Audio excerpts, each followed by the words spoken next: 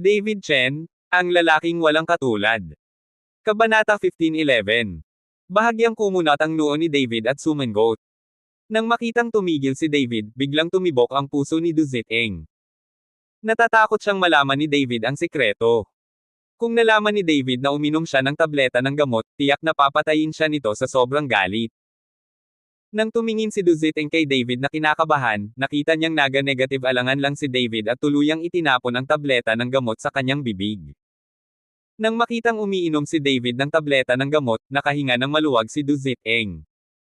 Of course, that's a good thing. After I find these medicinal herbs, I feel really refreshed. Kinain na ni Humazi ang gamot sa harap niya at nagbelch. Pero nang tatayo na sana siya, bigla niyang naramdaman na nanlambot ang mga paa niya, at napaupo siya ng diretso. Nagulat si Humazi at nagmamadaling tumakbo para sa kanyang buhay, ngunit sa sandaling ito ay nalaman niyang wala ng laman ang kanyang dantian at hindi niya magawang itaas ang kanyang lakas. Asupra. Humazi umuungal ng malakas.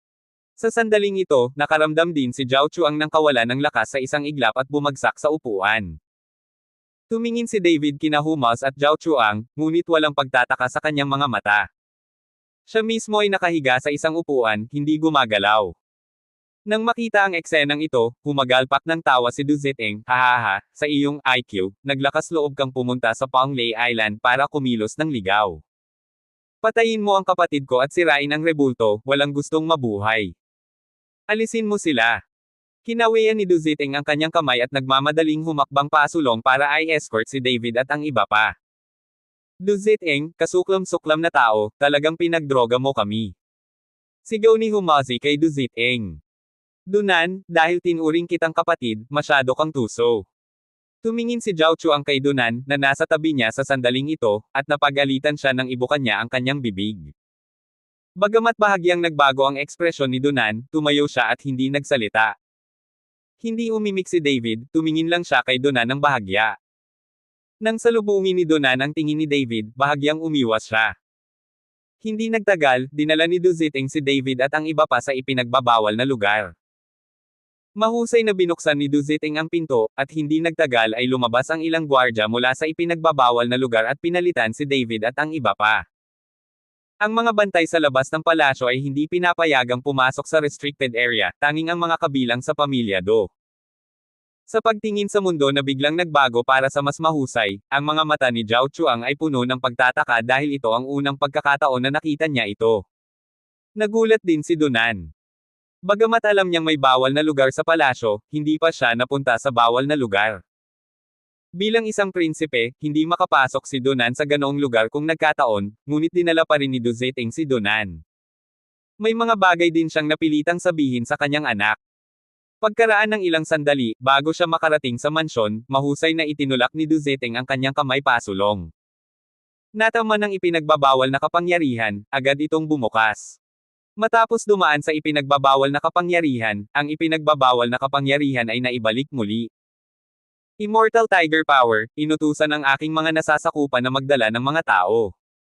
Sigaw ni Du Ziteng sa labas ng mansyon. Nang marinig ang mga salita ni Du Ziteng, nagulat si Dunan. Palagi niyang iniisip na ang kanyang ama ang pinakamataas na pinuno ng isla ng Panglay. Nang makita ni David ang eksenang ito, isang hindi mahahalatang ngiti ang lumitaw sa gilid ng kanyang bibig. Makakakilala kaagad ang mga tao sa likod ng mga eksena. Pasukin mo. Isang malakas na boses ang nanggaling sa loob ng mansyon. Nang ipasok si David at ang iba pa, lahat maliban kay Du Ziteng ay medyo nagulat. May nakita akong lalaking may ulo ng tigre na nakaupo sa main seat at nakakatakot ang itsura. Naging espiritu ang halimaw. Hindi napigilan ni Humazi na sumabog. Halatang mabangis na tigre ang nasa harapan niya, tapos ngayon may katawan na ito ng tao, hindi ba ito semilya? Kabanata 15:12. Ang paghatol ni Humaz sa halimaw ay tila hindi naging masaya kay Hulidax Ian. Napabugan ng hininga si Hulidax Ian at agad na tinamaan si Humaz. Napaungol si Humazi at diretsyong bumagsak sa lupa, ang kanyang mukha ay sobrang bangis, dapat ay sobrang sakit. Si Zhao Chuang ay namutla na sa takot sa oras na ito, hindi pa siya nakakita ng ganoong tao. Si David lang ang may solemne na mukha, at magkadikit ang mga kilay niya.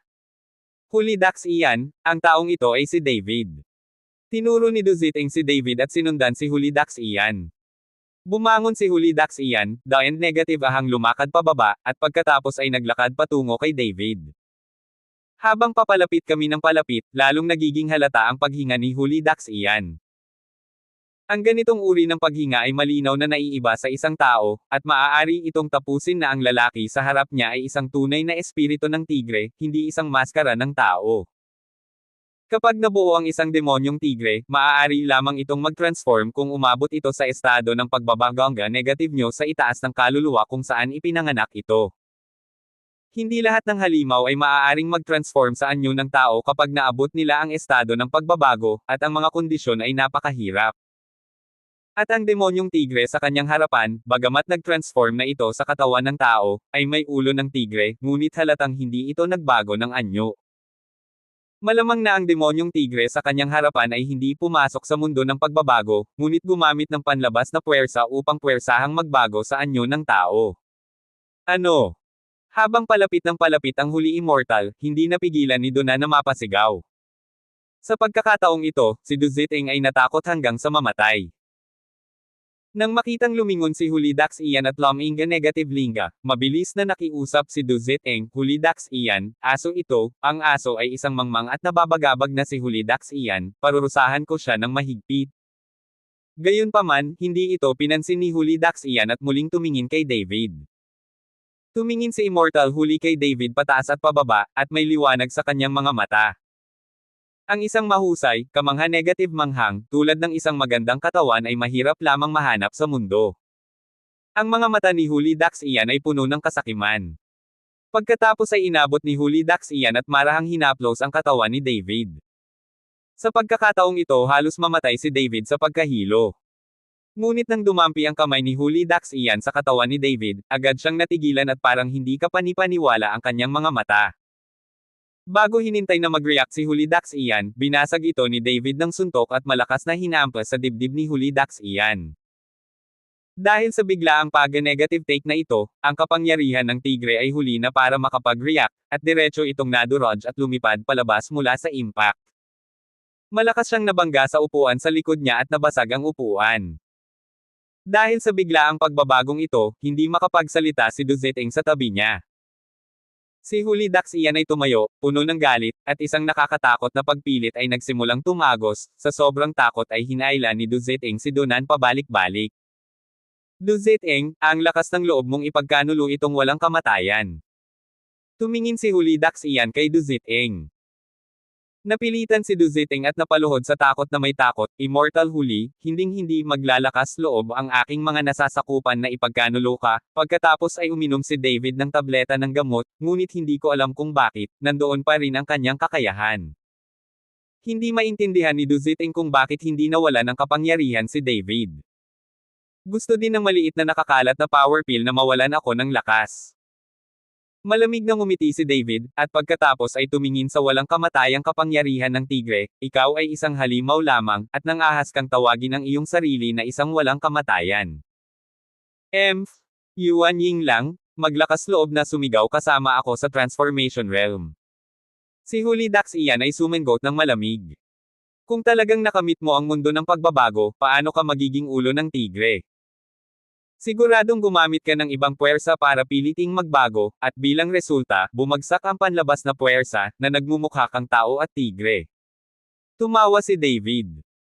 Ang mukha ni Hulidax Ian ay nagbago sa isang iglap, ang kanyang mga mata ay bahagyang nanliit, kahit na hindi ako pumasok sa mundo ng pagbabago, ako ay higit pa sa pagsundot sa iyo. Pagkatapos magsalita, itinaas ni Hulidax Ian ang kanyang kamay at gumawa ng senyales, ang tanda ay pumutol sa espasyo at pumasok sa katawan ni David sa isang kisap mata. Kabanata 15:13. Obviously, itong si Hulidax Ian ay ayaw saktan si David, gusto niyang kontrolin si David at makuha ang katawan ni David. Nang makapasok na ang bakas sa katawan ni David, mabilis itong kumalat sa buong utak niya na parang kinukuha ang iniisip ni David. Itinaas ni David ang sulok ng kanyang bibig, at isang gintong liwanag ang sumilay sa kanyang isipan, agad na nilamon ang bakas, at ang mukha ni Hulidax Ian ay agad na naging malungkot. Sino ka? Paano ka magkakaroon ng ganoon kalakas na kamalayan? Sa lipunan ngayon, imposibleng mangyari ang ganitong sitwasyon. Gulat na tanong ni Huli Dax iyan. Hindi mahalaga kung sino ako, ang pinakamahalaga ay kung sino ka.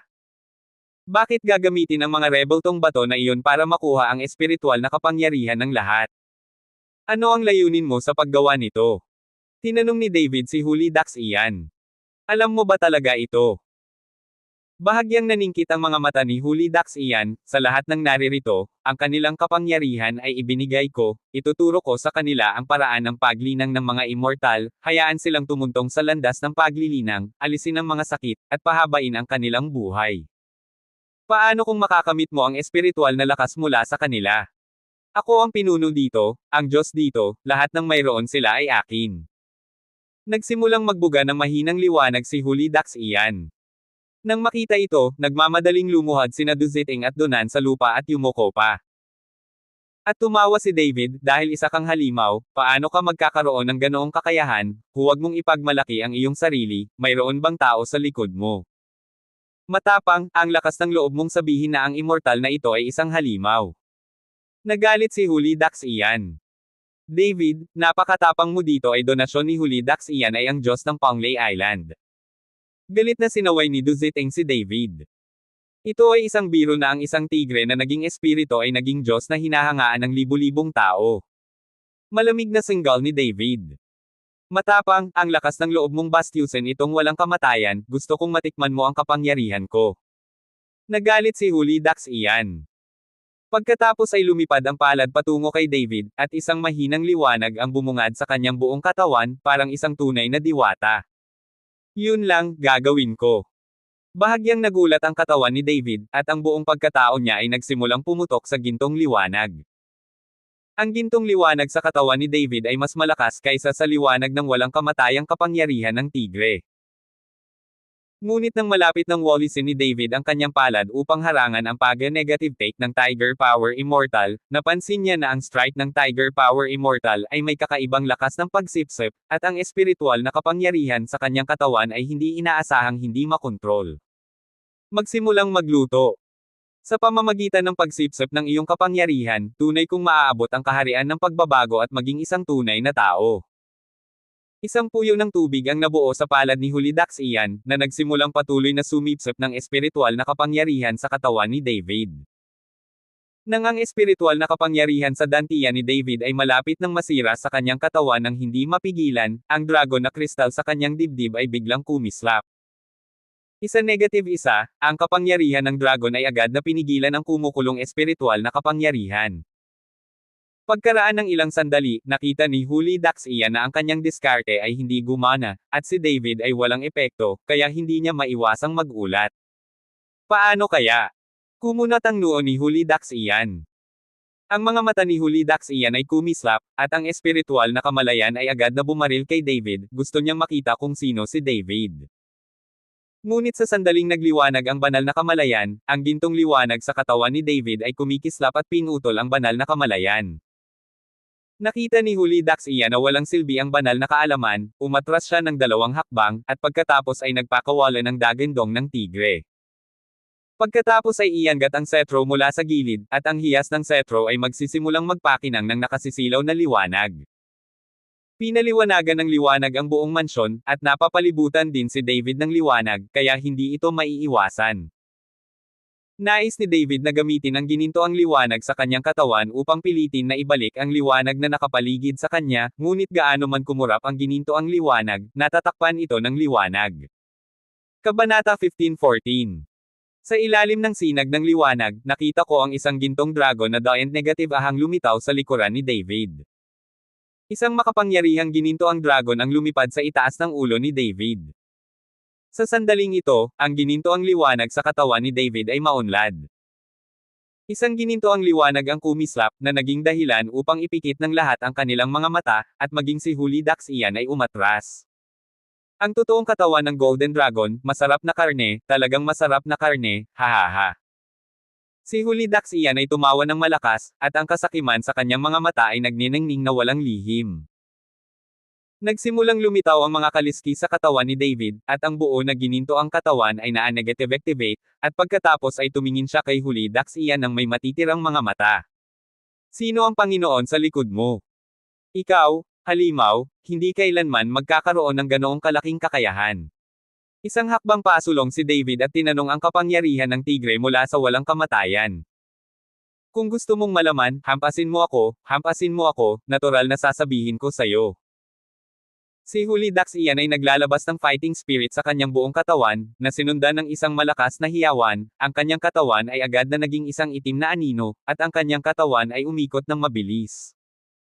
Habang pabilis ng pabilis ang pag-ikot ng Huli Immortal, lumitaw sa ere ang isang black hole na kahawig ng time-space tunnel. Ang isang black hole ay may malakas na puwersang lumalamon, at tila kinakain nito ang lahat.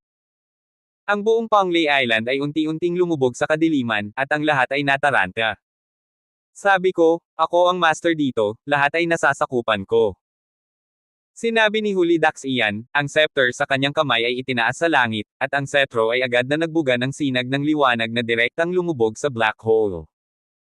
Pagkatapos ay sumabog ang ilaw sa black hole, naglalabas ng maliliwanag na kulay. Napanood ng lahat ang aparisyon sa himpapawid. Ngunit walang nakapansin na ang lahat ay nagsimulang maglabas ng kaunting liwanag at napasok sa black hole. Maging si Duziting at ang kanyang anak ay walang kaitiliwasan. Nang makita ito, napakunot ang noo ni David. Nakuha nito ang espiritual na kapangyarihan ng lahat sa Panglay Island. Nakakatakot na pagsamahin ang mga espiritual na kapangyarihang ito. The end negative ahan, may dumagundong na tunog mula sa black hole, parang tunog ng kulog. Biglang. Click. Isang nakakasilaw na liwanag ang bumaril mula sa black hole na parang kidlat at agad na tumama kay David. Ang Huli Dax iyan na ito ay talagang inipon ang lakas ng lahat sa Panglay Island para harapin si David. Sa sandaling tumama ang liwanag kay David, natigilan si David, pakiramdam na parang bumabagsak ang langit, bahagyang nanginig ang katawan ni David. Ang hindi napinsalang gininto ang katawan ay agad na nataman at nawala, ngunit ang katawan ni David ay hindi malubhang nasugatan. Pagkatapos ng isang suntok, si Huli Dax iyan ay gumawa ng isang random na paggalaw, ang itim na butas sa hangin ay the end negative ahang nawala, ang kalangitan ay muling bumawi, at ang sikat ng araw ay sumikat din. Kung papatayin kita, para kang dumurog ng langgam. Makinig ka sa akin ngayon, para mapanatili ko ang iyong kaluluwa at mahanap ka muli ng katawan. Sabi ni Huli Dax iyan na may malayong saloobin. Ang dahilan kung bakit hindi niya sinaktan si David ay dahil kailangan niya ang pisikal na katawan ni David, hindi ito maaaring saktan. Hindi ako nahihiyang sabihin. Nanliit ang mga mata ni David, at ang kapangyarihan ng dragon ay agad na namuo sa kanyang kamao. Banal na kamao ng liwanag. Isang sinag ng liwanag ang bumalot sa kamao ni David, na sinundan ng napakatinding nakakatakot na puwersa, na agad na lumipat patungo sa walang kamatayang puwersa ng tigre. Nang makita ito, bahagyang kumunat ang noo ni Huli Dax iyan, nakakagulat na makikilala mo talaga ang Shenguang Boxing. Pagkatapos magsalita, sumulong si Huli Dax iyan gamit ang isang palad, at isang balakid ang lumitaw sa kanyang harapan nang wala saan. Boom! Sa isang malakas na kalabog, gumuho agad ang pader. Ang nakakatakot na puwersa ay direktang yumanig sa buong mansyon, at malapit na itong gumuho. Lalong nag-init ang mga mata ni Huli Dax iyan, hindi ko inaasahan na marami kang sikreto. Mukhang pagkatapos ng digmaan sa pagitan ng mga Diyos at demonyo, maraming matandang kaibigan ang nabubuhay pa. Kabanata 15:15. Hindi maintindihan ni David kung ano ang sinasabi ng lalaking ito tungkol sa labanan sa pagitan ng mga Diyos at mga demonyo, ngunit ang kanyang banal na liwanag na kamao ay itinuro nga ng isang elder. Sa oras na iyon, ito ay isang sinag lamang ng banal na kamalayan, at itinuro ko kay David ang banal na kamao ng liwanag. Kung mahahanap niya ang kanyang tunay na katawan, hindi pa rin niya alam kung anong uri ng nakakatakot na kakayahan mayroon ang matanda. Humagulgol. Sa sandaling ito, nagsimulang magingay ang mga haligi ng mansyon, at malapit na silang gumuho. Umalis ka na dito. Sabi ni David, hinawakan si Huma sa isang kamay at si Zhao Chuang sa kabilang kamay, at mabilis na lumabas ng mansyon. Ngayong nasira na ang kapangyarihan ng 2 taong ito, mga ordinaryong tao na sila, paano nila natitiis ang bahay na dinudurog sa kanila? Habang tumatakas, kinaladkad ni Duziting si Donan at tumakbo din palabas, tanging si Huli Dax iyan lang ang nabasag sa kisame, nakabitin sa ere, nakatitig kay David. Kahit na ano, hindi ka makakatakas ngayon. Ang mga salita ni Hulidax iyan ay naglalaman ng malakas na kapangyarihan, at agad nilang niyugyug sina Humas at Zhao Chuang ng labis na samuka sila ng dugo. Wala silang kapangyarihan na labanan ang kahit katiting na puwersa ngayon. Nang makita ito, nagmamadaling iwinagayway ni David ang kanyang kamay, at isang gintong liwanag ang bumalot sa kanilang dalawa. Lumabas kayong dalawa, huwag kayong manatili dito. Sinabi ni David kina Humas at Zhao Chuang. Kuya Chen. Naga-negative alala si Zhao Chuang kay David at ayaw niyang umalis. Pinuntahan ni Humazi si Zhao Chuang at sinabing, tayong dalawa ay walang kwentang tao ngayon, ano pa ang silbi ng pananatili dito, at nakakaabala ito sa kanya. Pagkatapos magsalita ni Humazi, kinuha niya ang spell sa kanyang mga kamay at pagkatapos ay bumulong ng ilang salita sa tainga ni David. Kinuha ni David ang spell at tumingin kay Humas ng may pagtataka. Master Hu, salamat. Puno ng pasasalamat ang mga mata ni David. Salamat, gagawin ko rin ito para sa sarili ko. Kapag napatay mo ang espiritong tigre na ito at nahanap mo ang kayamanan, ibibigay mo sa akin ang kalahati nito. Napangiti si Humazi. Walang problema. Tumango si David. Ngunit nang hilahin ni Humazi si Zhao Chuang, sino ang nakakaalam na si Du Ziteng ay direktang humaharang sa harapan. Na negative offend mo si Hulidax iyan, gusto mo pa bang umalis? Malungkot na sabi ni Du Ziteng. Si Humas at Zhao Chuang ay may pangit na ekspresyon sa kanilang mga mukha, ngunit wala silang magagawa. Wala lang silang kwenta ngayon, paano nila haharapin ang Du Ziteng na iyon? Sumunod ka sa kamatayan. Ang malamig na boses ni David ay tumunog na sinundan ng isang nakakatakot na puwersa. Sa isang iglap nontog si Du Ziteng sa hangin, at ang kanyang katawan ay tumama sa lupa ng malakas, na nag-iwan ng malaking butas. Sa harap ni David, walang kakayahang lumaban si Du Ziteng. Napakamangmang mo para isaalangga negative lang ang isang halimaw na isang Diyos kung maglakas loob kang pigilan sila, agad kung papatayin ang iyong ama at anak. Matalas ang mga mata ni David, at ang maga-negative man ni Du Ziteng at Donan ay nabalot ng nakamamatay na aura. Naramdaman ng nakamamatay na aura ni David, ang mukha ni Du Ziteng ay naging napakapangit, at hindi siya nang ahas na magsalita. Sinamantala ni Humazi at Zhao Chuang ang pagkakataon at nagmamadaling lumabas sa ipinagbabawal na lugar. Tiningnan ni Hulidax iyan ang lahat ng nasa harapan niya, ngunit hindi siya pinigilan. Sa kanyang mga mata, ang kailangan lang niyang gawin ay panatilihin si David. Yung iba naman, di bale. Kapag malapit na ang kamatayan, maiisip mo pa rin ang iyong mga kaibigan. Ang ugali mo ay hindi katulad ng mga dragon na iyon. Huli da Xianzhu tumawa ng mapagkumbaba, at pagkatapos ay ang cetro sa kanyang kamay ay naglabas ng mga sinag ng liwanag. Binalot ng mga sinag ng liwanag si David sa isang hola, na nakulong siya sa loob. Sumimangot si David, itinaas ang kamay, at sinuntok iyon. Ngunit itinaas lamang ang kanyang kamay, isang sinag ng liwanag ang agad na humawak sa kanyang palso, tulad ng isang kadena na pumipigil sa mga galaw ni David, na naging dahilan upang si David ay hindi makapag-perform. Kaagad pagkatapos, ang mga sinag ng liwanag ay bumabalot sa mga paa ni David, na gumagabay kay David ng tuwid na parang isang limang talulot na kurbata. Kabanata 15:16. Nahirapan si David, ngunit hindi niya mapalaya ang sarili. Habang nagpupumiglas si David, lalong humihigpit ang mga tanikala ng liwanag. Hahaha, nakulong sa dragon binding table, kahit totoong dragon ka, hindi ka makakatakas. Tumawa si Hulidax iyan at the negative ahang bumagsak mula sa hangin, nakatingin kay David ng may pagmamalaki na mukha. At itinoon ni David ang kanyang mga mata sa cetro sa mga kamay ng walang kamatayang hari ng tigre. Nalaman niya na ang sariling lakas ng Tiger Power Immortal ay tila hindi masyadong malakas, at sa tuwing gagamitin niya ang scepter, at ang kapangyarihan ng scepter ay dapat magmula sa naka-negative embed na hiyas. Hanggat ang hiyas ay nawasak, ang cetro ay walang silbi, at kung wala ang cetro, ang espiritu ng tigre sa iyong harapan ay hindi dapat ikabahala. Hindi alam ni Hulidax iyan kung ano ang iniisip ni David, at lumapit kay David ng nakangiti. Sa loob ng libu-libong taon, hindi ko akalain na makakatagpo ako ng isang tunay na gintong dragon. Napaka-perpekto. Ang mga mata ni Hulidax iyan ay puno ng kasakiman habang nakatitig kay David, tulad ng isang bachelor na nakakakita ng maliit na balo. Sinamantala ni David ang kawalang ingat ni Hulidax iyan, at isang gintong liwanag ang kumislap. Nakita ko ang dibdib ni Hulidax iyan, at agad na hinaila ang sugat. Bumulwak ang dugo, at ang napakalaking puwersa ay nagpatomba ng Tiger Power Immortal diretso sa ere. Nagulat si Hulidax iyan, at pagkatapos ay tumingin ng hindi makapaniwala sa espadang lumulutang sa kanyang harapan. May mahinang liwanag sa katawan ng espada, at ang hininga sa katawan ng espada ay napakalakas. Gumalaw ang pag-iisip ni David, at agad na pinutol ng Dragon Slaying Sword ang mga tanikala ng liwanag na iyon. Sa sandaling iniunat niya ang kanyang kamay, ang Dragon Slaying Sword ay dumating sa mga kamay ni David. Mayroon ka pa ring Spirit Sword.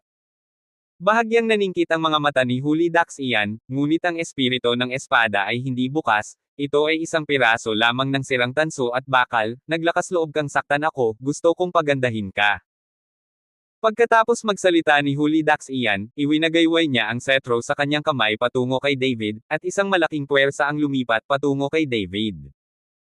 Nagmamadaling hamarang si David gamit ang espada, ngunit diretso siyang nabangga at lumipad palabas at bumagsak ng husto sa lupa. Tumayo si David at pinunasan ang dugo sa gilid ng kanyang bibig, tunay na ang lahat ng kapangyarihan ay nasa kamay ng Panginoon. Ngunit bago pa makapag-react si David, isa pang nakakatakot na aura ang dumating, sa bawat oras na kasing bilis ng kidlat. Hindi na niya binigyan ng oras si David para mag-react, parang hindi mauubos ang kapangyarihan sa itaas ng cetro. Bang bang bang! Dumana si David ng isang dosenang mabibigat na suntok ng sunod-sunod. Makikita na ngayon lang na negative offend ni David si Hulidax iyan, at galit na galit si Hulidax iyan. Negative bumangon muli si David, kahit na wala ang hindi masisirang gininto ang katawan, nilabanan ng pisikal na katawan ni David ang lahat ng paga-negative take. Ito ay isang bihirang katawan sa loob ng libu-libong taon, hindi ko talaga alam kung paano nabubuhay ang mga kalto sa malupit na kapaligiran na ito. Napabuntong hininga si Hulidax iyan. Hindi nagsalita si David, ngunit naghahanap ng pagkakataon. Nakita ni David na natigilan si Hulidax iyan, agad siyang tumalon. Swish! Ang bilis ni David ay napakabilis, at ang Dragon Slaying Sword sa kanyang kamay ay biglang lumipad palabas. Fencing of the Nine Shadows, unang gupitin. Ang nakakatakot na enerhiya ng espada ay tila nagmula sa langit, na may halong tunog ng isang sipol, at dumiretso sa Tiger Power Immortal. Gayunpaman, ang espadang ito ay hindi tinamaan kay Hulidax iyan, kundi sa cetro sa kamay ni Hulidax iyan. Si Hulidax iyan ay natigilan, at ang kanyang katawan ay mabilis na umatras.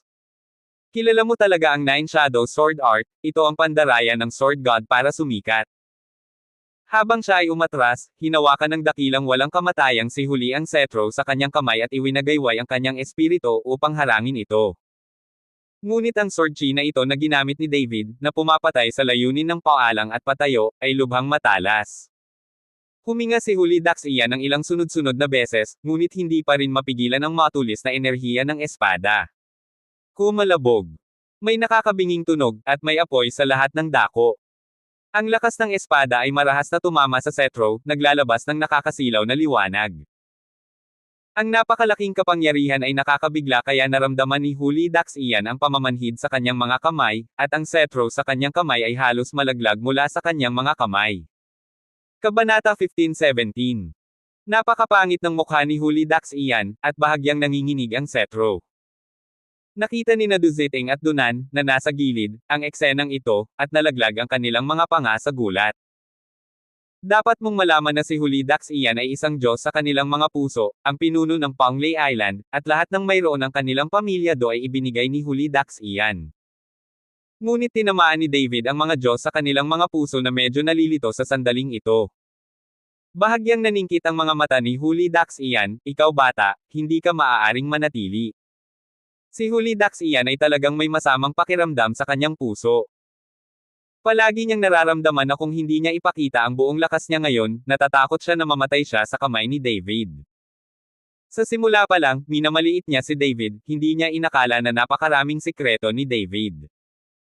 Golden Dragon True Body, Dragon Slaying Sword, Holy Light Fist, Nine Shadow Sword Technique, na hindi magagapi sa modernong mundo. Hindi pa lubusang naiintindihan ni David ang mga bagay na ito. Kung ang lakas ni David ay umabot sa isang tiyak na antas isang araw at naiintindihan niya ng lubusan ang mga bagay na ito ay magiging lubhang nakakatakot. Hindi naniniwala si Hulidax iyan na nakuha ni David ang lahat ng pagkakataong ito, at ang mga bagay na ito ay napakasilaw kahit libu-libong taon na ang nakalilipas. Libu-libong taon na ang lumipas, bakit kay David lang nahulog? Hindi dapat manatili ang batang ito. Nang matapos magsalita si Hulidax iyan, bahagyang huminto ang kanyang mga paa, at agad na umangat ang kanyang katawan sa hangin, kamay hanggang kamatayan. Si Hulidax iyan ay umungal, at pagkatapos ay naga-negative apoy ang apoy sa kanyang katawan, at ang kanyang tumutulo na aura ay nagdala ng malamig na aura ng siyam na liblib na underworld. Darating na ang parusa ng Diyos. Ang setro sa kamay ni Hulidax iyan ay biglang kumaway patungo sa langit. Ang hiyas ng setro ay agad na naglalabas ng higit na liwanag kaysa sa araw at pagkatapos ay dumiretso sa kalangitan. Pagkatapos, isang kedena ng liwanag na sinag ang gumapos kay David sa isang iglap, at isang sinag ng liwanag na 10 metro ang diametro mula sa langit ay tumama kay David. Sa pagkakataong ito, ang banal na parusa ay mas malakas kaysa sa parusa ni Donan. Pinagmasdan ni Duziting at Donan at ng kanilang mga anak ang banal na parusa na isinagawa ni Hulidax iyan, at lumaki ang kanilang mga bibig at halos mabigla ang kanilang mga mata. Ang sinag ng liwanag sa harapan nila, halos 10 metro ang diametro, ay 100 beses na mas malakas kaysa sa banal na parusa na ibinibigay nila. Hindi pa rin alam ng negative man na ang banal na parusa na ibinigay nila ay sa pamamagitan din ng walang kamatayang puwersa ng tigre, at alam nila ito. Nakaramdam ng nakakatakot na pressure si David at sumimangot. Ang dragon slaying sword sa kanyang kamay ay patuloy na umuugong, at ang fighting spirit ay patuloy na nasasabik mula sa katawan ng espada. I don't see. You're still a belligerent guy. Sinulyapan ni David ang dragon slaying sword, at pagkatapos ang lahat ng divine dragon power sa kanyang katawan ay itinurok sa dragon slaying sword. Pagkatapos ay isang espada ang inihampas at isang pagsabog ng mga kanta ng dragon ang narinig. Ang gintong dragon ay binaril mula sa dragon slaying sword. Nang makasalubong ng gintong dragon ang sinag ng liwanag, mabilis na pinutol ni David ang kadena ng liwanag, at nawala ang kanyang katawan sa lugar.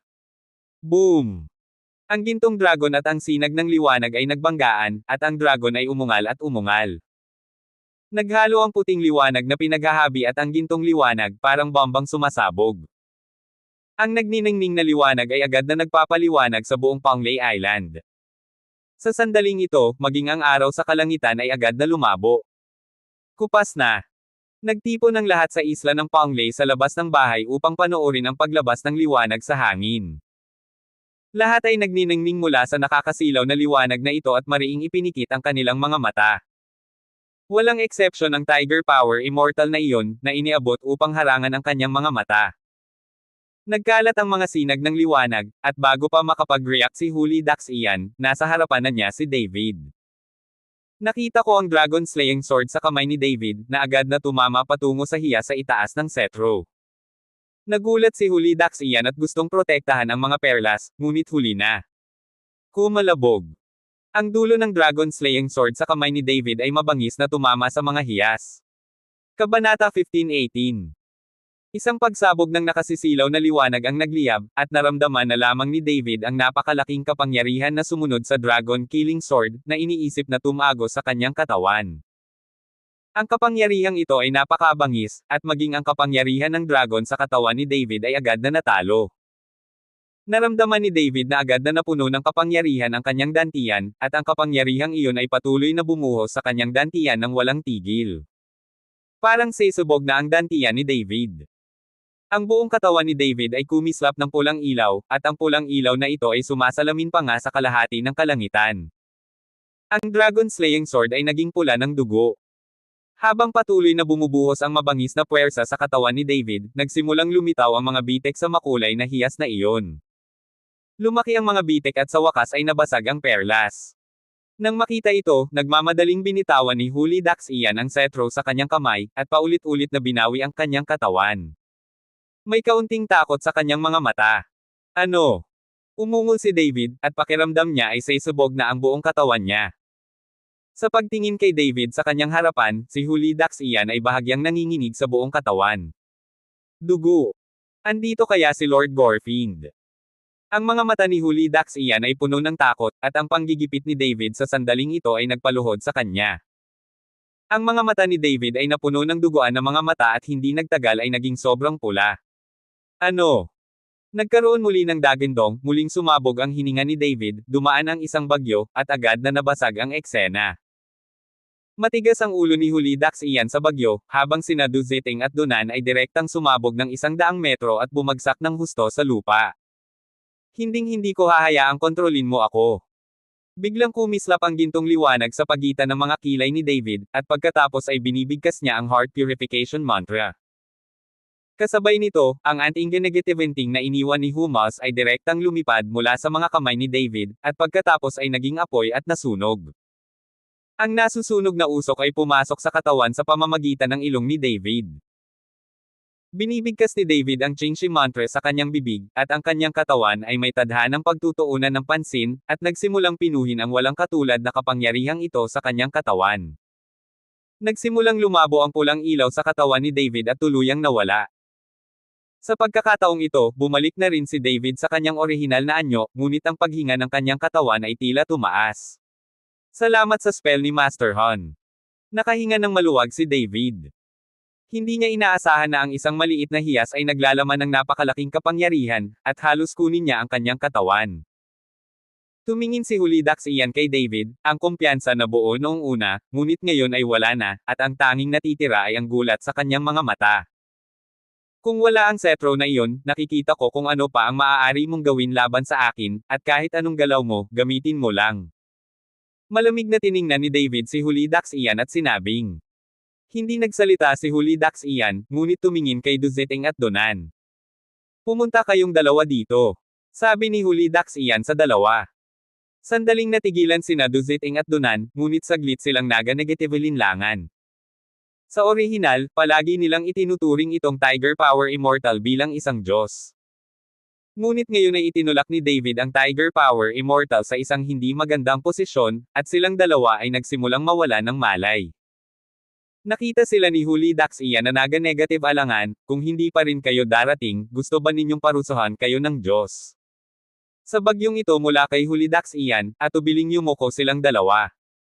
Dare to be suspicious of the gods, that's just hell. Lahat ng mayroon ka ay ibinigay ng walang kamatayang ito, maaari ko na itong alisin sa kanya ngayon. Sabi ni Hulidax iyan, biglang itinaas ang kanyang kamay, at ang mga pagsabog ng liwanag ay lumitaw sa katawan ni Duziting. Tatay! Nang makita ito, nagmamadaling sumigaw si Dunan. Lumuhad si Duziting sa lupa at desperadong humingi ng awa, nakikiusap ako sa dakilang immortal na huli, iligtas ang iyong buhay, iligtas ang iyong buhay. Kabanata 15:19. Ngunit gaano man humiling si Duziting para sa awa, ang lahat ng kanyang paglilinang at espiritual na kapangyarihan ay nawala sa isang iglap at napunta sa katawan ng walang kamatayang puwersa ng tigre. Umupo si Duziting na nakahiga sa lupa. Sa sandaling ito, nawala siya sa kanyang paglilinang at naging isang ordinaryong tao na hindi maaaring maging ordinaryo. Ano? Umungol si Duziting, hindi niya matatanggap ang ganoong parusa, mas mabuting patayin siya para sa ganoong parusa. Si Duziting ay baliw, at pagkatapos ay bumagsak siya sa malaking bato sa tabi niya. Kung walang paglilinang, wala na siyang lakas ng loob na mabuhay. Putok! Nataman ni Duziting ang kanyang ulo sa isang malaking bato, at pagkatapos ay ang kanyang utak ay sumabog at ang kanyang mga mata ay dilat. Hindi pwedeng mamatay. Tatay! Sumugod si Dunan at umiyak ng mapait habang hawak niya ang katawan ng kanyang ama. Ibinaling niya ang kanyang ulo upang tingnan si Hulidax iyan, walang paggalang sa kanyang mga mata, tanging puot. Hindi mo kailangang tingnan ang immortal na ito, lahat ng tao sa Ponglei Island ay isang espiritual na daluyan ng kapangyarihan na aking itinayo.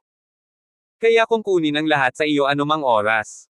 Saan magugustuhan ng pamilya mo ang mga bagay na ito kung wala ako? Dapat mong italaga ang iyong sarili sa akin at maging masaya. Patay na ang tatay mo, ikaw na ngayon. Nang itaas ni Hulidax iyan ang kanyang kamay, tinakpan din ng sinag ng liwanag si Dunan. Sa sandaling ito, nawala ang anyo ni David sa isang iglap, at tumayo siya sa harap ni Dunan. Ikaw ay isang espiritu ng tigre at nang ahas kang tawagin ang iyong sarili na isang Diyos at ipagkait sa mga tao ang lahat. Masyado mong iniisip ang iyong sarili. Nanlamig ang mukha ni David, at pagkatapos ay sinampal niya si Hulidax iyan. Ang suntok na ito, sumipol ang kamao ng hangin, mas marahas kaysa dati. Nang makita ito, hindi siya direktang hinarap ni Hulidax Ian, ngunit mabilis na umatras at nagwagayway ng isang grupo ng espiritual na kapangyarihan, sinusubukang pahinain ang lakas ng suntok ni David. Ngunit ito ay walang silbi, at walang setro. Kahit na ang kapangyarihan ng tigre na walang kamatayan ay sumisipsip ng espiritual na kapangyarihan ni Du Zeteng, hindi ito ang kalaban ni David. Boom! Sinuntok ni David si Hulidax Ian sa dibdib at agad na tinulak sa ere si Hulidax Ian. Tumalo ng figure ni David, na sinundan ng isa pang suntok. Sa himpapawid, naghagis si David ng isang dosenang suntok ng sunod-sunod, ngunit ang mga suntok ay tumama sa laman, at ang kapangyarihan ng tigre na walang kamatayan ay binugbog ng walang lakas na lumaban. Umuungol. Sa wakas, bumagsak ang Tiger Power Immortal, at ang buong ipinagbabawal na lugar ay nagsimulang gumuho. Di nagtagal, napansin ni David na may mga alon ng pagbabago bago sa kawalan, at pagkatapos ay pumasok sila sa libis. At sa lambak na ito ay nakatayo ang isang batong estatwa na mahigit 10 metro ang taas. Ang rebeltong bato na ito, na sinundan ng estatwa ng bato sa templo, ay eksaktong pareho. Natagpuan ni David na palaging may mahinang espiritual na puwersa na umaaligid sa buong lambak, at pagkatapos ay pumasok siya sa katawan ng estatwa ng bato. Agad na binalot ng kamalayan ni David ang rebeltong bato, at may mga pagbabago sa espiritual na kapangyarihan sa katawan ng rebeltong bato. Ito na kaya ang tunay na master sa likod ng Panglay Island. Bahagyang kumunat ang noo ni David. Sa sandaling ito, nakita ko ang isang gintong liwanag na kumikislap mula sa rebeltong bato, na agad na pumutol sa kamalayan ni David. Malubhang nasugatan si David, at hindi napigilan ang kanyang katawan na umatras ng ilang hakbang. Sa sandaling ito, ang walang kamatayang kapangyarihan ng tigre, na puno ng dugo, sa wakas ay lumuhad sa harap ng rebeltong bato. Guru, bigyan mo ako ng lakas. Magalang na lumuhad si Hulidax Ian sa harap ng rebeltong bato. Di nagtagal, nakita ni David na nagsimulang kumurap ang estatwa ng bato, at kaagad sa itaas ng kanyang ulo, isang sinag ng liwanag ang tumagos sa kalangitan at tuluyang kumalat sa kalangitan, na sumasakop sa buong isla ng Panglay. Ang mayamang espiritual na enerhiya sa Panglay Island ay nawala sa isang iglap ng walang bakas, at ang buong mga tao ng Panglay Island ay nagsimulang lumutang ng tuloy-tuloy. Ito ay mga espiritual na puwersa sa katawan ng bawat isa, at lahat sila ay hinihigop ngayon. Kabanata 15:20. Sa sandaling ito, maging ang katawan ni Donan ay nagsimulang umangat, at naramdaman niya ang pagkawala ng espiritual na kapangyarihan mula sa kanyang katawan. Hindi. Sumigaw si Donan, gusto niyang pigilan ang pagkawala ng espiritual na kapangyarihan sa kanyang katawan, ngunit hindi niya ito mapigilan. Nang makita ito, sumimangot si David, at pagkatapos ay kumislap ang isang gintong liwanag, na direktang tumakip kay Donan.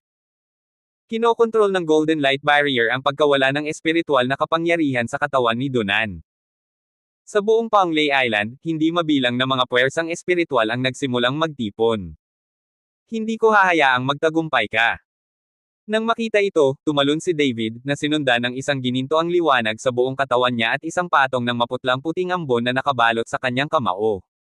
Banal na kamao ng liwanag. Binasag ni David ang rebeltong bato sa isang suntok.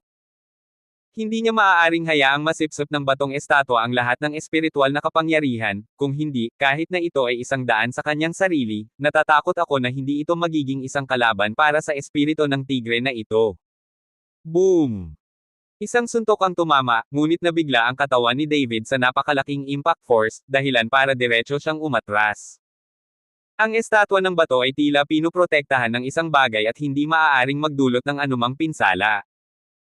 Si Hulidax Ian ay nakaluhod pa rin ng may paggalang sa harap ng rebeltong bato, at hindi niya pinansin ang pag-negative take ni David. Isang sinag ng liwanag ang direktang kumikinang sa katawan ni Hulidax Ian mula sa mga kilay ng rebeltong bato. Direktang kinuha ni David ang Dragon Slaying Sword at nilaslas si Hulidax Ian ng isang mabangis na espada. Dahil hindi mo kayang sirain ang rebeltong bato, barilin ang espiritu ng tigre na ito. Inihagis ni David ang espada, at umungal ang gintong dragon, dahilan para umungol ang dragon sa hangin. Kaagad pagkatapos, ibinuka ng gintong dragon ang dagwang bibig nito at marahas na gumalaw patungo kay Hulidax Ian. Nakaluhod pa rin si Hulidax Ian sa lupa habang nakayuko ang ulo, na parang hindi niya alam ang panganib na kinakaharap niya. Boom! Isang sinag ng liwanag ang bumaril mula sa mga mata ng estatwa ng bato at agad na tumama sa gintong dragon, na nabasag ang gintong dragon, at ang walang kamatayang kapangyarihan ng tigre ay hindi nagtaas ng ulo mula simula hanggang wakas. Ang mukha ni David ay naging labis na balisa matapos makita ang espiritual na kapangyarihan na naipon ng higit at higit pa, na bumubuo ng hugis ng araw sa hangin.